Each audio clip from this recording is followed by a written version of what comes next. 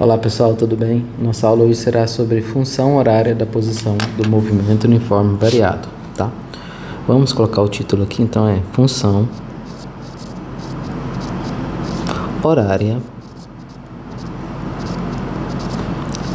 da posição no movimento uniforme variado. Bom, por que a gente vai falar desse tipo de função?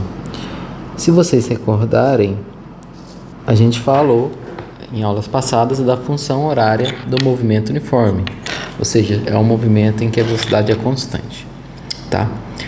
Agora a gente vai falar da função horária da posição no movimento uniforme variado. Bom, para que serve essa função aqui? Qual que é a ideia da função horária da posição no movimento uniforme variado? A ideia é o que? Obter a posição do objeto a qualquer instante ou o instante que ele chega a certa posição, né?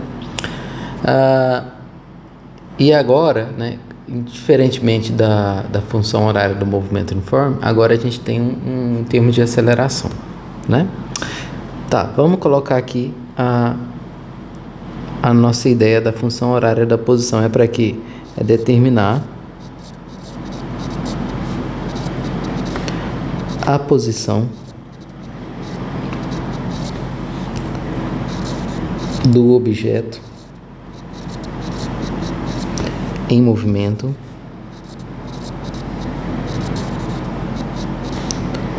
para qualquer tempo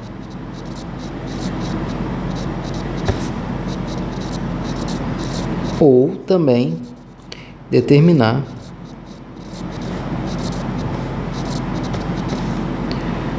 o tempo que leva um objeto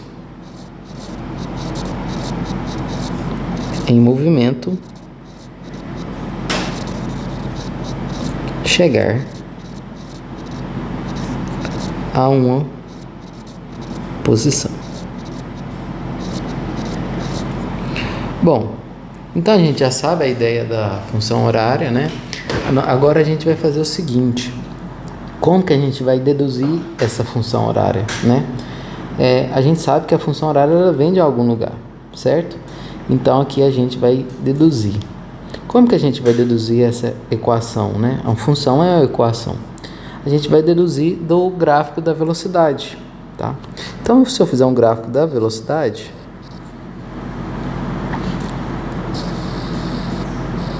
certo?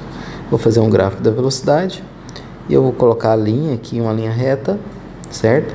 E daí eu vou chamar de V0 aqui, certo? Aonde inicia o movimento e passado um tempo t, o objeto adquiriu uma velocidade v, onde v é dada em metros por segundo e t é dada em segundos.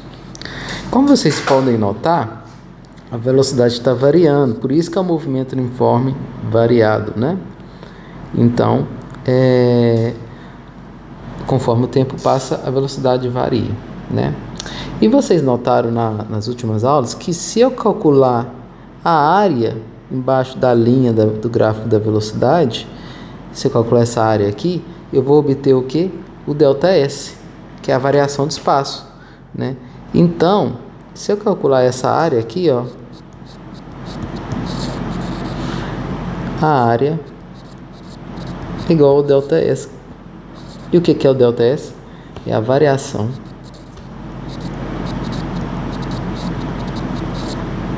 de espaço. Ok?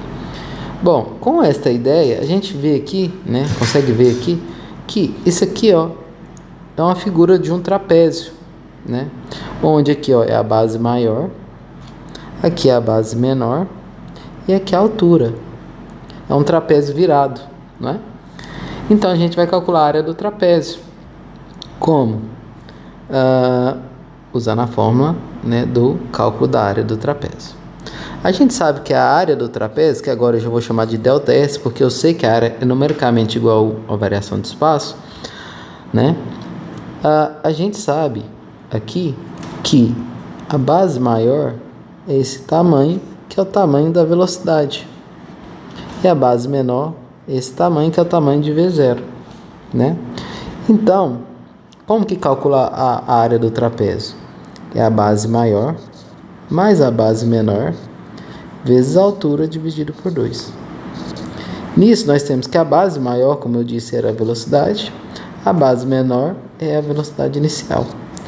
A altura é esse tamanho aqui, ó, que é o próprio t, né? Então, a altura é o termo de tempo dividido por 2. Ok? Bom, lembrando que essa dedução é somente para a gente ver como que a gente chega na fórmula, né? Se você não lembrar, você pode deduzir. Bom, ΔS a gente sabe que é posição final menos inicial. Então, eu vou chamar de SF menos S0, tá? Isso é igual aqui a V mais V0 vezes T sobre 2. E a gente viu, né, na matéria anterior, que V é igual a V0 mais A vezes T.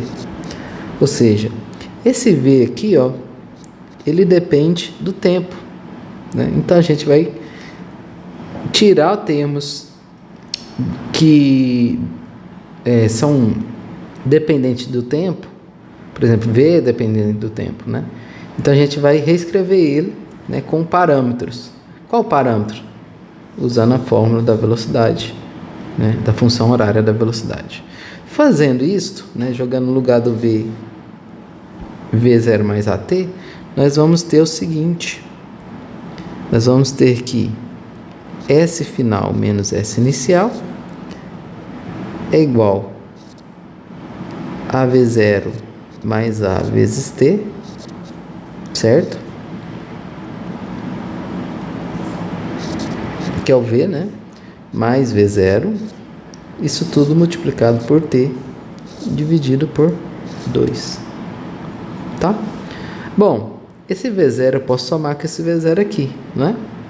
Então, vai ficar assim minha equação. S final menos S inicial é igual a 2V0 mais A vezes T, que isso tudo ainda multiplica por T. Além disso, dividido por 2. Eu vou fazer a distributiva desse T com esse termo e eu com esse outro termo, não é? Fazendo a distributiva, nós temos que posição final menos posição inicial é igual a aqui 2V0 vezes T dividido por 2 mais A T ao quadrado dividido por 2, né? Eu simplesmente abri essa equação aqui, ok? Bom, eu corto esse termo com esse, ok?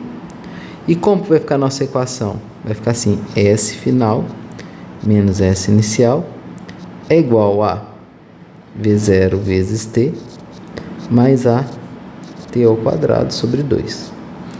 E agora eu vou falar que meu S0, ou melhor, que meu S final é simplesmente S, né?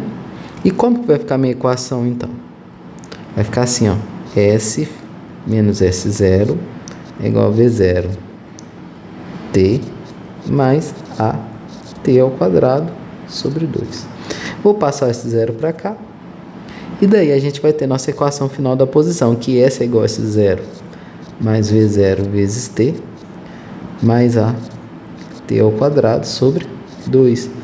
Esta aqui é a nossa equação, ou a função horária do movimento uniforme variado, tá? Então, essa é a nossa função horária do movimento uniforme variado.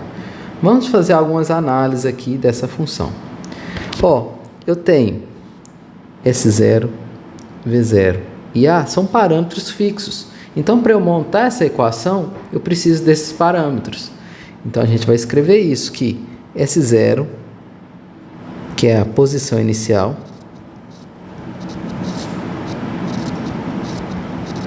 dada em metros ou quilômetros, V0, que é a velocidade inicial, que é dada em metros por segundo ou quilômetros por hora, e A é a aceleração, que é dada em metros por segundo ao quadrado ou quilômetros por hora ao quadrado. E esses parâmetros aqui são fixos, eu preciso dele para escrever a função horária. Então, esses aqui são parâmetros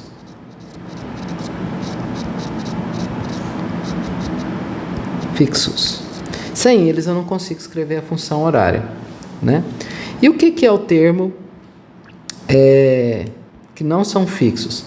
É o próprio tempo e a posição, né? Então, S é a posição dada em metros ou quilômetros, e T é o tempo, que é dado em segundos ou horas. Isso aqui são variáveis, sendo que T é a variável independente e S é a variável dependente, ou seja, a posição depende do tempo, né? Então, esta equação aqui é a equação da função horária da posição. Para que serve essa equação? A gente vai rever aqui no início, que é determinar a posição do objeto em movimento para qualquer tempo, ou determinar o tempo que leva para um objeto, né, chegar a uma posição, tá? Bom, então no movimento uniforme variado, vamos colocar essa ideia aqui, ó. No movimento uniforme variado, a gente tem a gente vai ter duas funções horárias por enquanto.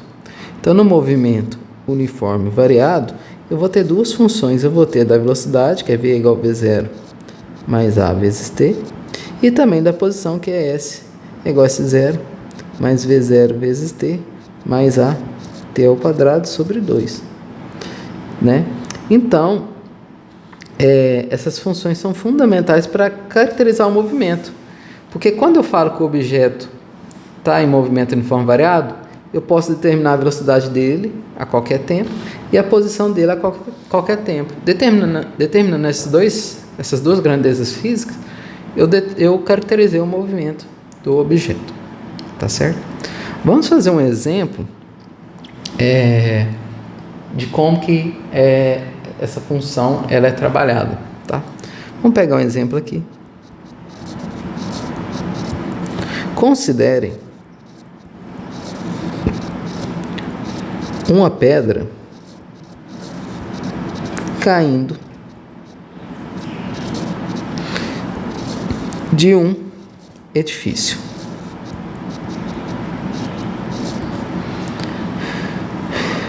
Vírgula, partindo do repouso. Sabe-se que a aceleração da gravidade,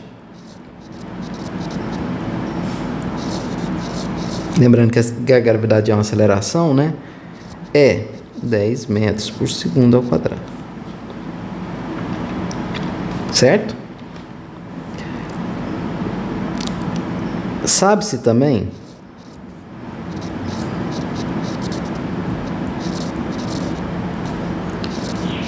que o edifício tem 40 metros de altura. Ficou errado aqui. Altura. Determine.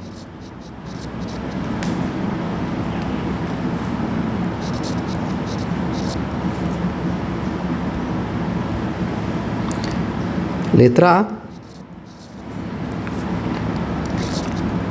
A. A velocidade.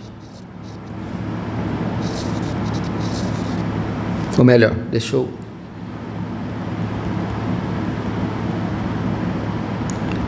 Letra A. O tempo de queda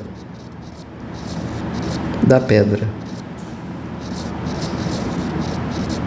E letra B, a velocidade de queda ou melhor, a velocidade final. Vamos colocar essa ideia, que é melhor do que de queda. Velocidade final da pedra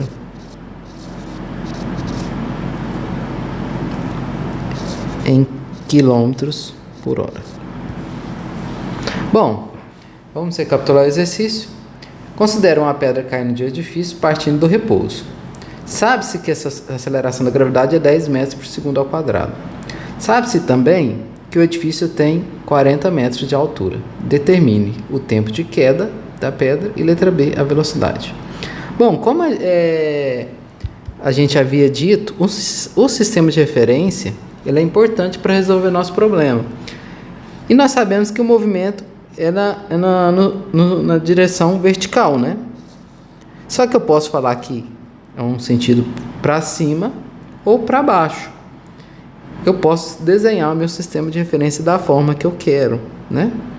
Bom, eu vou desenhar utilizando, né, o sistema de referência para cima, ok?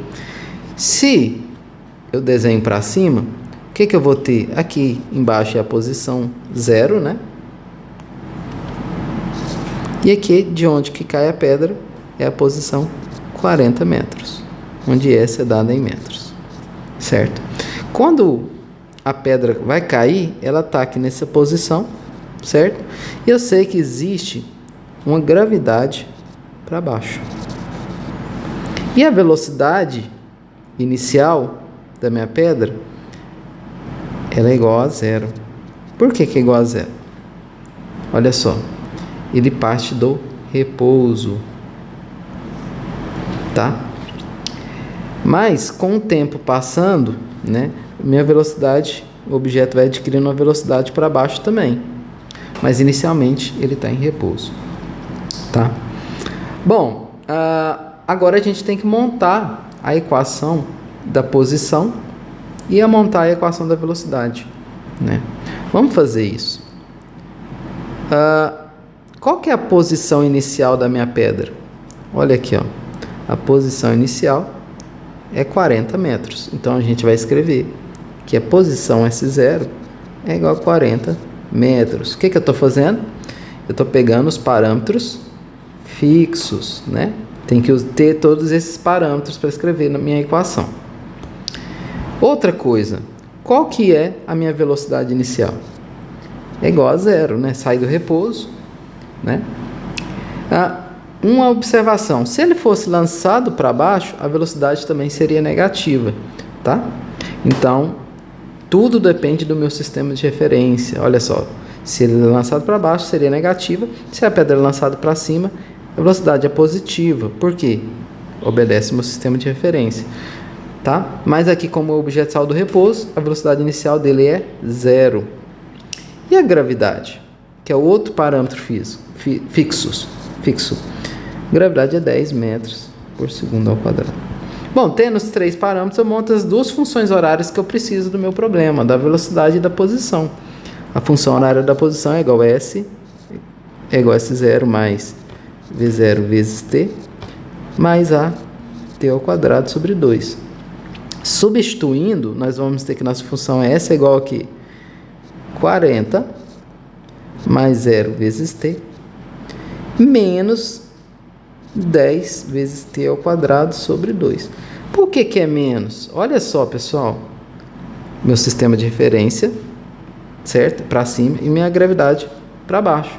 Então, minha gravidade está ao contrário ao sistema de referência, então eu tenho que colocar sinal negativo, né? Por isso que é menos 10, tá? Como que vai ficar a nossa função horária? S é igual a 40 menos 10 por 2 dá 5, menos 5 vezes T ao quadrado. Aqui é minha função horária da posição. E a função horária da velocidade vai ficar assim, ó, V é igual a V0 mais A vezes T. Vai ficar assim, então, V é igual a V0 é 0, menos A, que é 10, né, que é a aceleração, vezes T. Ou seja, a minha função velocidade é igual a menos 10t. Tem as duas funções. Agora vamos resolver a letra A. A letra A, Ele quer saber o tempo de queda. Olha, se eu quero saber o tempo de queda, ele vai sair de 40 até 0. Ou seja, a posição final é igual a 0. Então, S0, ou melhor, S é igual a 0. Jogo na minha função horária aqui, ó. Nessa função horária, né? Vai ficar como, então? Vai ficar assim, ó. 0 é igual a 40 menos 5 vezes t ao quadrado. Ok? O menos 5 posso passar para cá, para o outro lado da igualdade, e vai ficar o seguinte: 5t é igual a 40, ou melhor, 5t ao quadrado, né? O 5 agora eu vou passar dividindo para cá, não é? Vai ficar como? T ao quadrado é igual a 40 por 5. 40 por 5 dá 8, né? Então, t ao quadrado é igual a quê? 8. Tira a raiz dos dois lados. O tempo de queda, t, é igual a raiz de 8 segundos. Tá? Isso aí dá quase 3 segundos de queda, né? Mas vamos deixar dessa forma aqui. Então, a letra A está pronta. E a letra B, o que ele pede? Ele pede a velocidade final da pedra. Bom, eu tenho a função da velocidade, né? A função horária da velocidade. Então, a letra B, eu tenho que usar V igual a menos 10 vezes T, substituindo o tempo de queda, que é raiz de 8, então V é igual a 10 menos 10 vezes raiz de 8. O que? Metros por segundo. Tá? Só um detalhe, né? Vamos colocar aqui a unidade da gravidade, que é metros por segundo ao quadrado, vezes o tempo, que é segundo. Corte segundo com segundo, né? Minha velocidade vai dar o quê? V é igual a menos 10 raiz de 8 metros por segundo. Bom, então nosso problema resolvido. Fizemos a aplicação tanto da fórmula da função horária da posição quanto da velocidade. E assim caracterizamos nosso movimento por completo. Então, pessoal, vamos resolver esse exercício também de função horária da posição. Temos aqui já até a resposta, né? As respostas. Mas a ideia aqui, na verdade, é a gente ver como que se faz, né? Ao estudar o movimento, partindo da posição inicial igual a 0, olha aqui, então ele já deu a posição inicial. Foram obtidos os seguintes dados, ou os valores de tempo e velocidade. Olha aqui, ó, tempo e velocidade. Aí ele quer saber qual que é a velocidade inicial do movimento, qual que é a aceleração do movimento e qual que é a posição do móvel após 30 segundos. Né? Lembra aqui, ó, que o tempo vai até 15, né? Bom, o que a gente vai fazer? Vamos considerar então, né, que ele falou que a posição inicial dele é igual a 0, né? Então a gente já anota esse dado, S0 é igual a 0, né? E a letra A pergunta qual que é a velocidade inicial do movimento. Tá aqui na tabela, né? Para tempo igual a 0, a velocidade é 4, o que? Metros por segundo, né? Então a velocidade inicial igual a 4 metros por segundo. Então, tá aqui, né, satisfazendo o gabarito, né? Letra B. Ele quer saber qual que é o valor da aceleração, olha aqui, ó, do movimento. O que a gente vai fazer? Vai usar a fórmula aceleração é igual a ΔV sobre ΔT. Vamos pegar um ΔV, né? O ΔV é a velocidade final menos a velocidade inicial e o ΔT é o tempo final menos o tempo inicial. Como a gente está falando de movimento uniforme variado, pode ser qualquer intervalo de tempo que a gente pode pegar. Então, por exemplo, eu vou pegar no tempo 12 e no tempo 6, né? Sendo que o tempo 6 é o tempo inicial e o tempo 12 o tempo final, né? Então, olha só, a velocidade final em 12 segundos é igual a 16 metros por segundo. Então, 16 metros por segundo menos velocidade inicial, que eu peguei aqui para o tempo 6, é igual a 10, né, metros por segundo, dividido por tempo final, é o 12 segundos. E olha aqui, ó. E o tempo inicial, menos tempo inicial, que é igual a 6 segundos. Que é exatamente esse tempo aqui. Posso pegar qualquer intervalo, né? Que eu queira, né? Ó, então a nossa aceleração é igual a 16 menos 10, vai dar 6 metros por segundo, dividido por 12 menos 6, 6 segundos. 6 por 6, quanto que vai dar? 6 por 6 dá 1 metro por segundo ao quadrado, né? Então, aqui nossa aceleração está satisfeita, né? Bom, eu tenho a minha aceleração, eu tenho minha velocidade inicial e tenho minha posição inicial. Por que eu estou falando nesses dados? Ó, posição inicial é igual a 0, velocidade inicial é igual a 4 metros por segundo e a aceleração é igual a 1 metro por segundo ao quadrado. Por que eu estou falando nesses dados? Porque é o seguinte, ele quer saber a posição do móvel a 30 segundos e nós não temos esse tempo aqui, ó. Nós temos o tempo de 15 segundos. Para isso eu tenho que montar a função horária.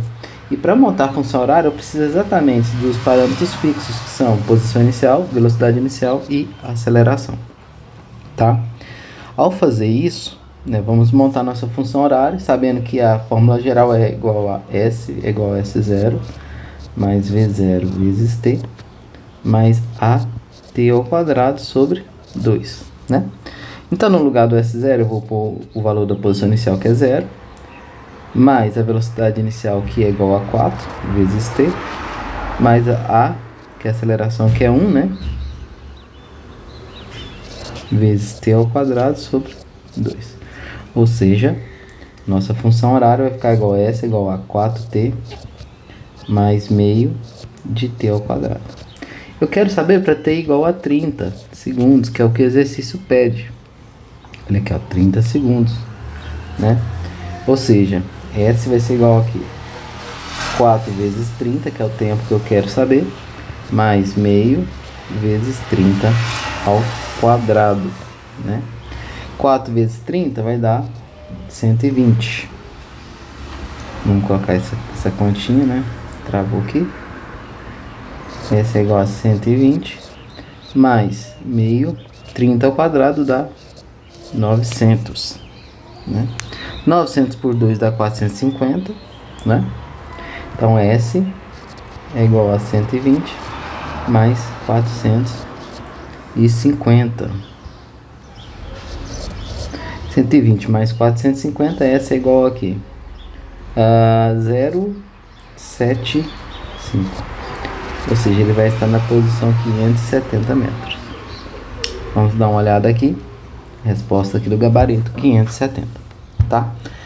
Espero que tenham entendido a forma que a gente vai trabalhar com a função horária da posição.